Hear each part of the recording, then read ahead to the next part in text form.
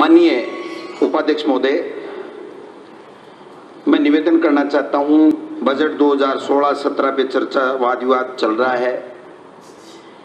निश्चित रूप से आज जो सरकार की स्थिति है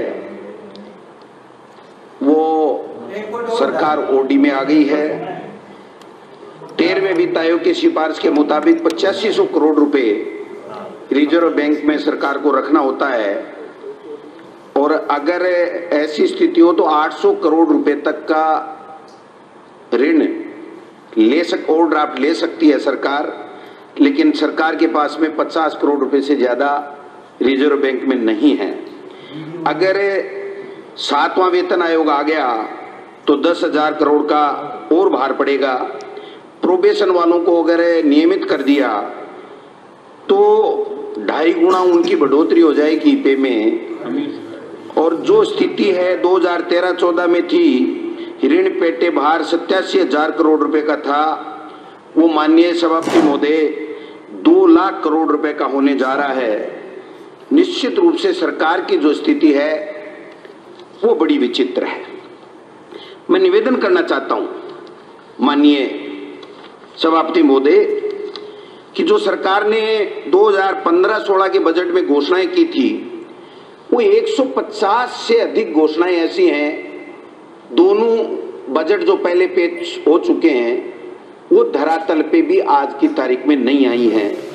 बड़ी बड़ी योजनाओं में माननीय सत्ता पक्ष के विधायक 2 बजटों में ये बार बार बोलते थे 20,000 करोड़ 20,000 किलोमीटर सड़कें बन रही हैं। फिर दूसरे बजट में बोला 10,000 किलोमीटर सड़कें बन रही हैं। राजस्थान तो हिंदुस्तान में नहीं विश्व में सड़कों में अग्रणी हो जाएगा। अब की बार सभापति महोदय एक भी माननीय सदस्य ने 20,000 और 10,000 का नाम नहीं लिया। और वो इसलिए नहीं लिया कि आपने 20,000 की कहा, उसको तो ये कह के पलट गए कि 10,000 5 साल के लिए बोला है। पिछले बजट में 10,000 करोड़ का किया और 1 किलोमीटर सड़क आज की तारीख पर पीपीपी मोड पे आप बना नहीं पाए। मैं दावे के साथ कह सकता हूं, और वो इसलिए कह सकता हूं कि हमारे मंत्री जी का ये जवाब है। प्रश्न संख्या है तारांकित 1532 है, 9/9/2015 का है। इसमें मैंने पूछा था 31 अगस्त 2015 तक पीपीपी मोड पे NHI, MDR, स्टेट हाईवे, इनमें से कितने पीपीपी मोड पे बने। मंत्री जी का जवाब था कि 1,000 करोड़ के लिए MOU कर रहे हैं मलेशिया की कंपनी से। आज की तारीख तक एक भी प्रोजेक्ट स्वीकृत नहीं हुआ है। जब प्रोजेक्ट ही स्वीकृत नहीं हुआ तो उनकी सड़क बनने का कोई सवाल ही नहीं होता है। मैं निवेदन करना चाहता हूं सभापति महोदय आपसे कि बड़ी बड़ी 7 मेडिकल कॉलेज शुरू कर देंगे, ले आएंगे, नहीं लाए। सार्वजनिक कंपनियों का विनिवेश करा देंगे, नहीं कर पाए। मंदिरों का जीर्णोद्धार कर देंगे, नहीं कर पाए। महंगाई कम कर देंगे, नहीं कर पाए। डीजल पर वेट कम कर देंगे, नहीं कर पाए। और आबकारी नीति ला करके जिस शराब को छुड़वाने के लिए, मुक्त प्रदेश को करने के लिए छाबड़ा जी हमारे पूर्व विधायक ने प्राण त्याग दिया, उसमें आबकारी नीति में अभी जो जारी की है उसमें 10% की बढ़ोतरी और की है। पानी के पैसों में बढ़ोतरी की है, बिजली की दरों में भारी बढ़ोतरी की है। ये सरकार केवल मात्र दिखावे का बजट ला रही है। इनके पास में न पैसा विकास के लिए है और न इनकी मंशा है। इनकी मंशा का नमूना बताऊं, मैं निवेदन करूं कि हमारे उच्च शिक्षा मंत्री जी ने आज सदन में एक जवाब दिया था कि झुंझुनू में सैनिक स्कूल का मैंने कहा था तो इन्होंने कहा आप सिफारिश कर दीजिए, हम केंद्र को भेज देंगे, हमारे केंद्र में कोई हमारा कोई नहीं है। ये मैं सदन का ये अपमान किया इन्होंने आज। मैं निवेदन आप बैठ जाइए मंत्री जी, प्लीज मंत्री जी मेरे पूरी बात करने दीजिए, मेरी पूरी बात करने दीजिए। और मंत्री जी को ध्यान में नहीं कि 2015-16 के बजट में क्रम संख्या 106 के ऊपर वर्ष 2015-16 में झुंझुनू जिले में सैनिक स्कूल के भवन निर्माण व अन्य संसाधन हेतु आवश्यक राशि उपलब्ध कराने की बात इन्होंने कही थी।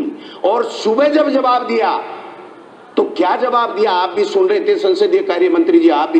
ये बगीचा नहीं है टहलने आ गए, मंत्री जी को तैयारी करके आनी चाहिए। जो मंत्री इस बजट को नहीं पढ़ा 12 महीने तक, पूरा 31 मार्च होने जा रहा है, उस मंत्री जी से ये बधाइयां ले रहे थे। सुरेंद्र सिंह जी राठौड़ माननीय सदस्य कह रहे थे मुख्यमंत्री जी को बधाइयां मिल रही है। ऐसे मंत्रियों की परफॉर्मेंस से किसी को बधाई नहीं मिलने वाली, हमसे भी कम आने वाले हो आप। आपके बजट की स्थिति और बता दूं मैं, आप क्रम संख्या 17 के ऊपर आपने कहा कि हम 10,000 किलोमीटर में ये सड़कें बढ़ाएंगे, 1 किलोमीटर नहीं बढ़ी। आपने 19 नंबर पे बजट 2015-16 का बता रहा हूं माननीय सभापति महोदय, ये कहा था कि output of performance best road contract ORPC, जिसके लिए कहा था, पहले बजट में कहा हम करने जा रहे हैं पूरे प्रदेश में, फिर दूसरे बजट में कहा 15-16 में कि 2 जिलों में करने जा रहे हैं, आगे इसको चरणबद्ध रूप से करेंगे। तीसरे बजट में न पहले बजट में चालू की न दूसरे की घोषणा पूरी की, और वो ठंडे बस्ते में चलेगी। आज इन्होंने कोई बात नहीं की है। मैं निवेदन करना चाहता हूं, 22 नंबर पे बिंदु संख्या 22 पे इन्होंने कहा था कि 4000 किलोमीटर अधिक लंबाई की नॉन पेचेबल सड़कों का सुदृढ़ीकरण और नवीनीकरण करेंगे। अब क्या जवाब है इनके इस बजट में? महामहिम राज्यपाल से भी कहलवाया, बजट में भी लिखा है कि 2702 किलोमीटर सड़कें हमने नवीनीकरण कर दी। आपने घोषणा कितने की थी? 4000 की, और बढ़ाई कितनी? 2702। ये इनके घोषणा, जो बजट घोषणा है उनका हाल है। सड़क परिवहन में इन्होंने कहा था कि हम Rajasthan state bus terminal authority का गठन करेंगे, 300 करोड़ रुपए उनको उपलब्ध कराएंगे। 1 रुपया दिया क्या? आपके माध्यम से पूछना चाहता हूं, जवाब दे देना जब मंत्री जी नंबर आए तो। 1 रुपया नहीं दिया। रुपए का लेन देन काम मैं नहीं करता हूं। आप जो कर रहे हैं ना वो कर दीजिए, वही हमारे लिए पर्याप्त है।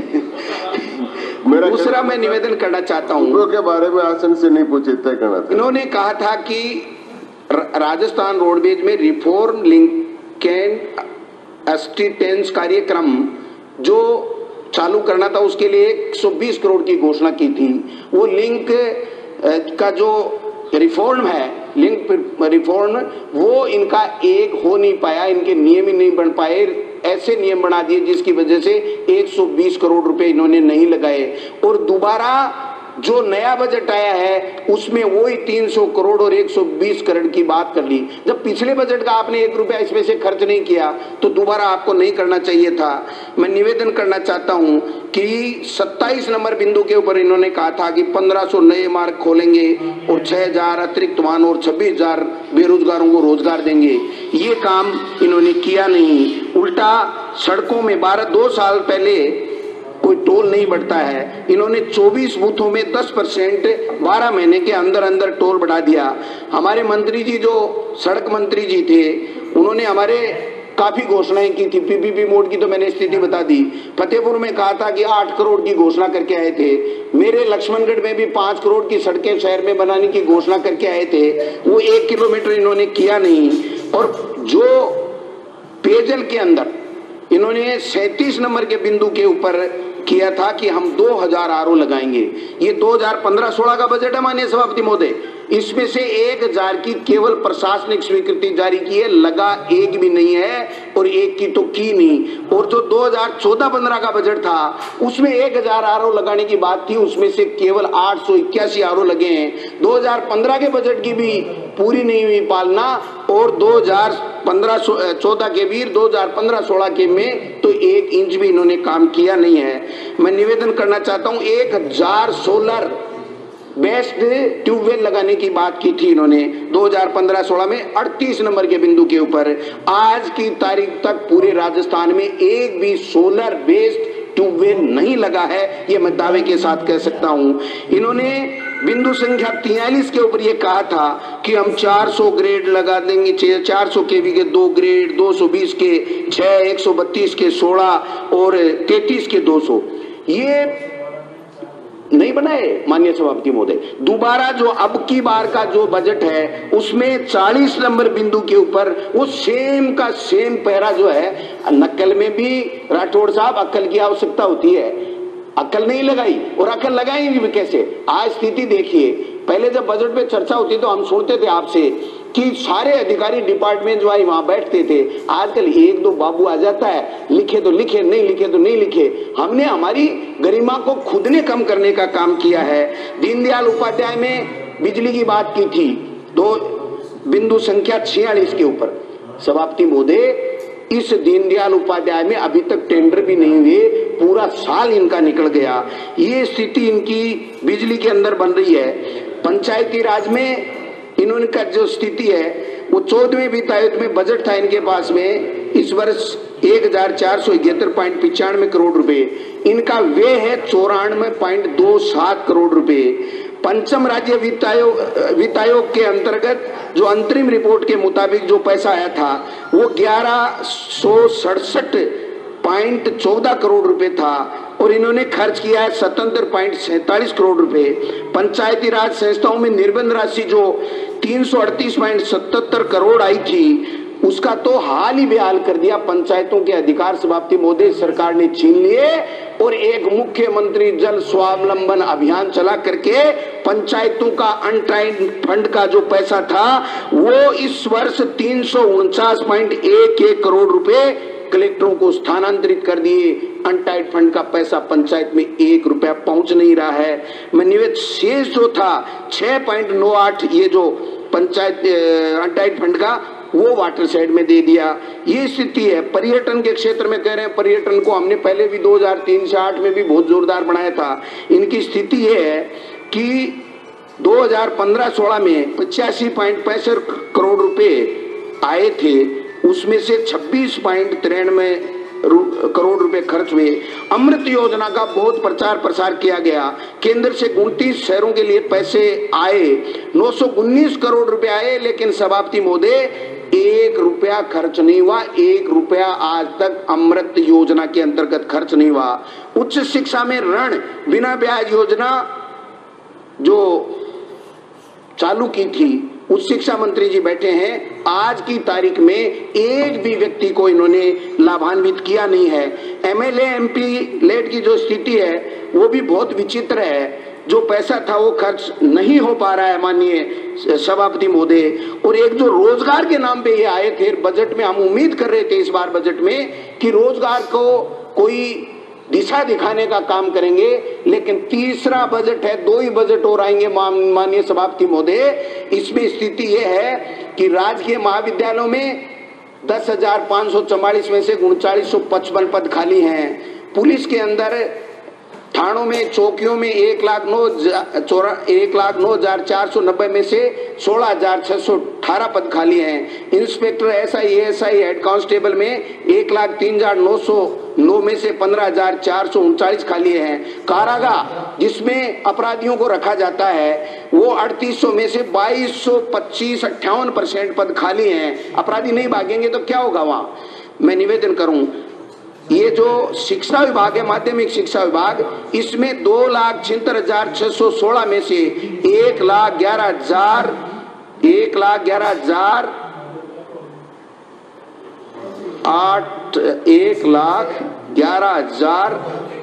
और कुल जो स्थिति है 1,11,873 पद खाली हैं। और माध्यमिक और प्रारंभिक शिक्षा दोनों को मिला दिया जाए तो माननीय सभापति महोदय 1,69,777 पद खाली हैं दोनों विभागों में विभिन्न केडर के, जिसमें 3rd ग्रेड 2nd ग्रेड और व्याख्याता हैं। 14,000 पद तो इन्होंने समाप्ति कर दिए जो बेरोजगारों के साथ कुठाराघात करने का काम किया है। प्रारंभिक शिक्षा में जो 1,69,777 हैं उसमें 51,043 पद खाली पड़े हैं। और स्वायत्त शासन विभाग में 58% पद खाली हैं। पशुपालन में जो कृषकों की जो हित की बात करना चाह रहे हैं 20,727 में से 8,581 यानी 41.40% पद खाली हैं। और पशु चिकित्सा में 45% पद खाली हैं। पटवारियों के 4,580 जो 40% के लगभग होते हैं वो पद खाली हैं। और आबकारी में जिसमें सबसे ज्यादा गड़बड़ झाला होता है, उसमें 4,899 के पदों के अगेंस्ट में 1774 पद खाली हैं। सहकारिता जो किसान की भलाई के लिए काम करता है, उस सहकारिता में 2030 के मुकाबले 1033 यानी 50% पद खाली हैं। 1500 आरएस के पद खाली हैं। स्वास्थ्य विभाग में माननीय मंत्री महोदय बैठे हैं, 42,585 पद खाली हैं। ये स्थिति इनकी बन रही है। प्रधानमंत्री की जो योजना थी रोजगार की, उसमें हम बड़े राज्यों में 9वें स्थान पे हैं, हम उसमें कोई स्थान नहीं बना पाए। पेयजल योजनाओं में हम कोई ज्यादा खर्चा कर नहीं पाए। आप सोचेंगे बताओ, जनता जल योजनाओं में कोई सुधार ये कर नहीं पाए। एक जो महत्वपूर्ण मुद्दा है सभापति महोदय, अवैध खनन रोकने के लिए इन्होंने बड़ी बड़ी बातें की थी। वन क्षेत्र में अवैध खनन रोकने के लिए इनको बजट मिला था 228.00, इन्होंने खर्चा किया 69.24। ये स्थिति है। 2015-16 में 228 लाख रुपए इनको मिला, उसमें से 108 लाख रुपए इन्होंने खर्च किए। और जो रणथंभौर बाघ सुरक्षा फाउंडेशन के लिए इन्होंने 300 लाख का बजट रखा था 2014-15 में, 1 रुपया खर्च नहीं किया। 2015-16 में 1000 लाख रुपए रखा था, 1 रुपए का खर्चा इन्होंने किया नहीं। जो राजस्थान लोक परिवहन सेवा थी, वो चलाने की बात की थी, आज तक वो ये डिपो में चला नहीं पाए। स्कूलों की छत टपक रही है। और थोड़ा सार संक्षेप कर ले। मैं निवेदन, पशुपालन माननीय सदस्य बोलेंगे, मानिए। और ये जो विभिन्न दलों के लोग हैं वो भी नहीं बोले अभी तक। वो ठीक बात है माननीय सभापति महोदय, मैं भी समझ रहा हूँ मेरी स्थिति को, लेकिन थोड़ी सरकार के खिलाफ होता है तो वाजिब ही है। ट्रैक्टर ट्रॉली आपने वादा किया था कि इनको भर देंगे। ये गहलोत सरकार तो बेरोजगारों को काम नहीं दे रही है, रोजगार नहीं दे रही है, नौकरी नहीं दे रही है। आपने 2 साल में किया क्या, ये पूछ रहा हूँ मैं। एक पद भरा क्या? कितने सालों से खाली है ये तो बताइए। मुख्यमंत्री जी ने यहाँ रिप्लाई में कहा था, महामहिम के 6 लाख लोगों को रोजगार कब से खाली है, शुरू से बताइए कब से खाली है। बैठिए माननीय सदस्य, आप इतना विवाद मत करिए। इस जो ऊपर से भरे और नीचे झरे को भेद का तरह, इसलिए पद खाली होते रहते हैं, भरते रहते हैं। हाँ चलिए। मैं ये बजट को इम्प्लीमेंट कैसे कर पाएंगे? जो सरकार योजना लाती है वो ब्यूरोक्रेट लागू करते हैं। और माननीय सभापति महोदय, इनके अधिकारियों की भरतपुर में परीक्षा हुई और उस परीक्षा में 31 अफसरों में से 12 पास हुए, वो भी 3rd डिवीजन में। ये स्थिति सरकार के अधिकारियों की योजनाओं के बारे में है। इसलिए मैं निवेदन करना चाहता हूं, दोबारा परीक्षा हुई फिर भी फेल हो गए। और रिको में सस्ती खरीदो महंगी बेचो, जमीन को सस्ती ले और महंगी बेचो का खेल चल रहा है। जो विद्युत विभाग है उसमें जो छिजत है 40% से ऊपर अगर कहीं है तो पूरा फीडर ही उसका बंद कर दिया जाएगा। किसान को बिजली लेने का अधिकार नहीं है, घर में बच्चे पढ़ नहीं सकते हैं। इसलिए मैं निवेदन करना चाहता हूं सभापति महोदय कि इनका जो बजट है, एक छोटा सा नमूना और बताऊंगा कि आप समाप्त करें। भामाशाह बीमा योजना में जयपुर के चोकदा हॉस्पिटल हैं जिनको नोटिस दिया, इन्होंने भामाशाह बीमा योजना में काम करने से मना कर दिया। 16 कलेक्टरों की परफॉर्मेंस 0 आई गांव में, इनके कहने के बाद में दौरे किए नहीं।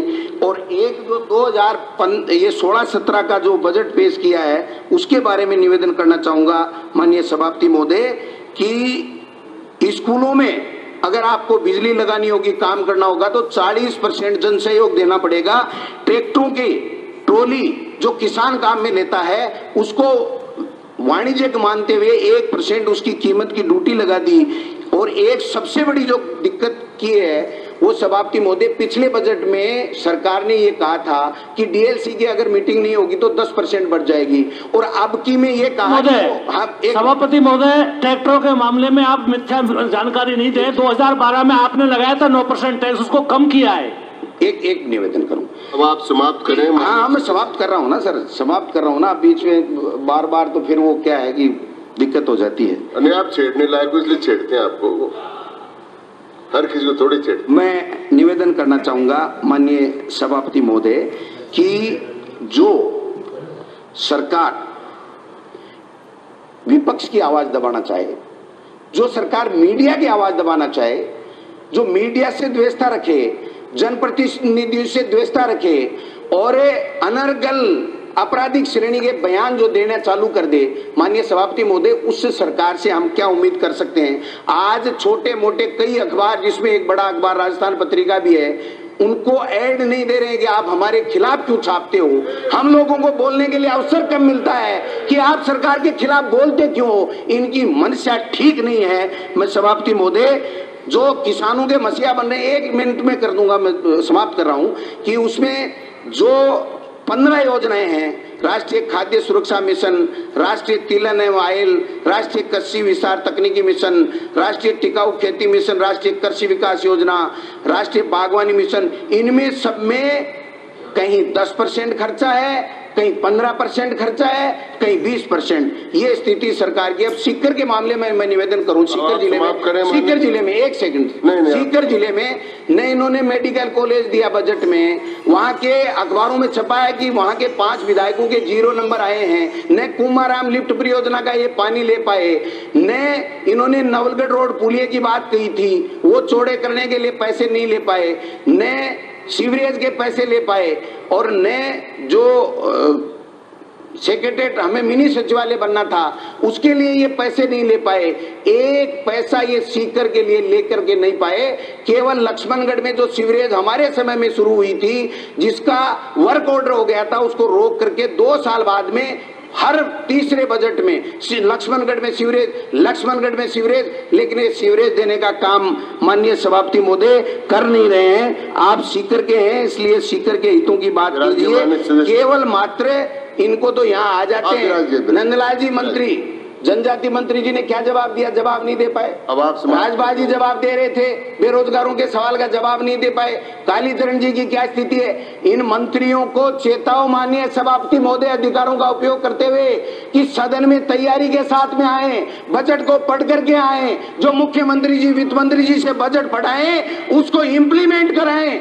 अगर इम्प्लीमेंट नहीं हो सकता है तो यहाँ माननीय सदस्य सुरेंद्र सिंह जी कह रहे थे कि हम मुख्यमंत्री जी को बधाइयां मिल रही हैं। इन मंत्रियों के और इन बजट के कारण से तो मिल नहीं रही है, वो इसलिए मिल रही है कि आपने जो वादे किए थे वो एक भी पूरा नहीं किया है। 2.5 साल आपके गए, 2.5 साल जाने वाले हैं। कांग्रेस का राज दोबारा आने वाला है। गरीब को छत मिलने वाली है, गरीब को अनाज मिलने वाला है, गरीब को पीने का पानी मिलने वाला है। इसलिए वो बधाई नहीं दे रहे, मुस्कुरा रहे हैं कि हमको इतना ठगा। इसलिए माननीय सभापति महोदय, 1 सेकंड में मेरी बात खत्म करूंगा कि ये बजट जो है वो बिल्कुल सारहीन है, थोथी घोषणाओं का पुनिंदा है, और इसमें कहीं भी ये विजन नहीं दर्शाता है कि बेरोजगारों को रोजगार मिलेगा, कीमतें में कोई कमी आएगी, गांव ढाणी में बैठे लोगों को पीने का पानी मिलेगा, जिन सड़कों की ये बहुत बड़ी बड़ी वादें करते थे वो सड़कें मिलेगी। मैं सभापति महोदय, इसलिए इस बजट में कोई सार नहीं है। मैं इसका पूरा विरोध करता हूं। जनता के साथ में इस बजट के माध्यम से सरकार ने धोखा करने का काम किया है। बहुत बहुत धन्यवाद। जय हिंद।